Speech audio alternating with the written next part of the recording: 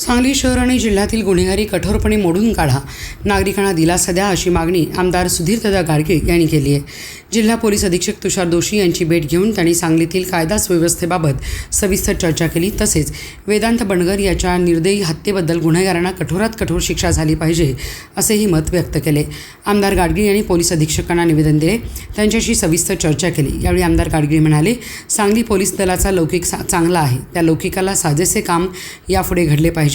वेदांत बंडगर याच्यासारख्या निष्पाप मुलाची हत्या सर्वांनाच धक्का देणारी आणि वेदना देणारी आहे।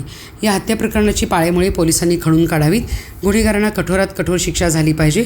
सराईत गुन्हेगार मोकाट सुटता कामा नयेत, जामिनावर सुटून अशा गुन्हेगारांनी गुन्हेगारी कारवाई करू नयेत याकडे पोलिसांनी दक्षतेने लक्ष द्यावे।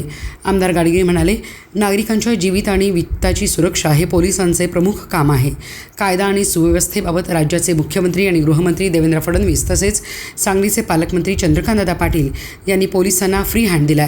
गृहमंत्री आणि पालकमंत्री तसेच लोकप्रतिनिधी यांचा पोलिसांच्या कामात कोणताही हस्तक्षेप नसतो, त्यामुळे पोलिसांनी गुन्हेगारी मोडून काढण्यासाठी आणि गुन्हेगारांना कायद्याचा बडगा दाखवून वठणीवर आणावे, बिलकुल दयामाया दाखवू नये।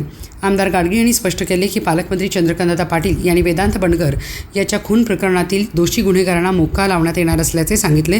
तसेच शासन कोणालाही पाठीशी घालणार नाही असेही पालकमंत्र्यांनी स्पष्ट केले। त्यामुळे पोलिसांनी आता कोणाचेही मुलाहिजा न ठेवता गुन्हेगारी मोडून काढण्याची मोहीम सुरू करावी।